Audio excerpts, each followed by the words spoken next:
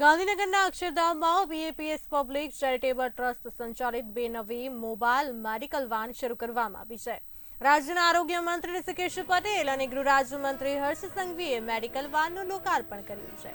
Mobile medical વાનનું નિરીક્ષણ કરી સુવિધા અંગે ઋષિકેશ પટેલે જણાવ્યું કે ગાંધીનગર બીએપીએસ અક્ષરધામની આ સેવાથી ગુજરાતના છેવાડાના માનવીને પણ લાભ મળશે। પરંતુ ડિસ્પેન્સરી કહીએ તો પણ ચાલે।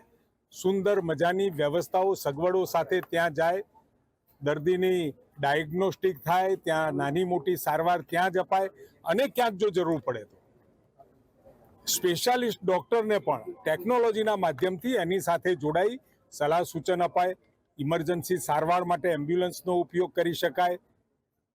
ખૂબ સારી વ્યવસ્થા।